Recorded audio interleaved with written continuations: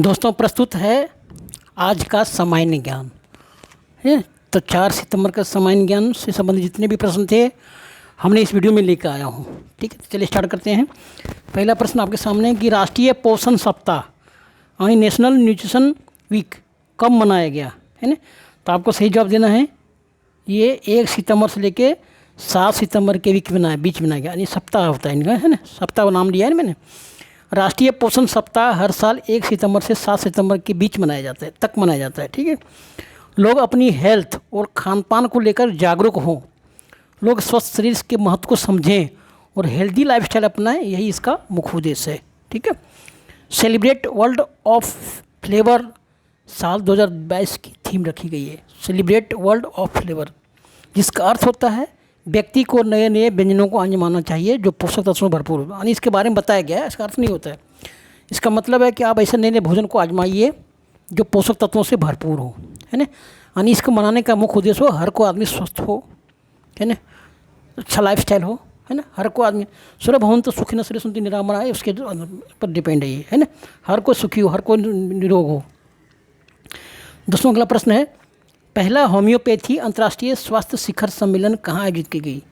पहला होम्योपैथी अंतर्राष्ट्रीय स्वास्थ्य शिखर सम्मेलन दुबई में आयोजित की गई। कहाँ पे आयोजित की गई? दुबई में। दुबई कहाँ है? यूनाइटेड अरब अमीरात में। यूनाइटेड अरब अमीरात की राजधानी कहाँ है? Abu Dhabi. ठीक है, तो वहाँ पे आयोजित की गई। 29 अगस्त 2022 को दुबई में होम्योपैथी के गौरव के लिए विश्व स्वास्थ्य शिखर सम्मेलन का पहला संस्करण आयोजित किया गया। फर्स्ट चिकित्सा दवाओं और अभ्यासों की एक होम्योपैथी प्रणाली को बढ़ावा देना ही इसका मुख्य उद्देश्य है। ठीक है, होम्योपैथी प्रणाली को बढ़ावा मिला जाएगा।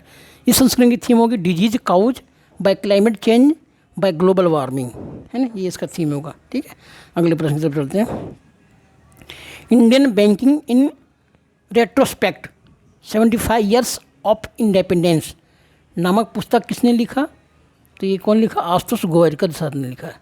ठीक है, आशुतोष गोवारिकर सर ने लिखा है ये पुस्तक। ठीक है दोस्तों, भारतीय रिजर्व बैंक के आर्थिक नीति अनुसंधान विभाग के निदेशक डॉक्टर आशुतोष रवाविकर ने Indian banking in retrospect 75 years of independence नामक एक पुस्तक लिखी है। पुस्तक का प्रकाशन अस्वद प्रकाशन प्राइवेट लिमिटेड द्वारा किया गया। भारत के प्रधानमंत्री की आर्थिक सलाहकार परिषद के अध्यक्ष विवेक देवराय ने पुस्तक की प्रस्तावना लिखी है। ठीक है, इस पुस्तक में 1991 के दौरान एलपीजी यानी उदारीकरण, निजीकरण और वैश्वीकरण सुधार 1969 में पहली बार बैंकों का राष्ट्रीयकरण तो 1969 हुआ था। 1991 के बाद नए निजी क्षेत्र के बैंकों का लाइसेंस, भुगतान बैंक स्थापना, लघु वित्त बैंक जैसे विभिन्न आर्थिक विकास पर प्रकाश डाला गया है ना। ये आपको याद रखना है।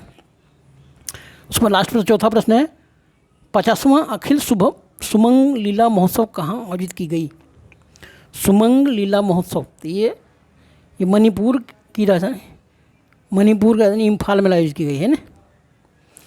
50वां अखिल मणिपुर सुमंग लीला महोत्सव 2022 इम्फाल के पैलेस कंपाउंड में इबोमा सुबाम लीला सांगमेल में आयोजित किया गया। उद्घाटन समारोह में मणिपुर के राज्यपाल ला गणेशन और मुख्यमंत्री एन बीरेन सिंह शामिल हुए। यानी मणिपुर के मुख्यमंत्री कौन है? एन बीरेन सिंह और राज्यपाल ला गणेशन। ठीक है, महोत्सव के दौरान राज्यपाल ने 49वें अखिल मणिपुर सुमंग लीला महोत्सव 2020-21 के विजेताओं को पदक भी वितरित किया। 2020-21 का पदक दिया गया वहाँ पुरस्कार जो वितरण।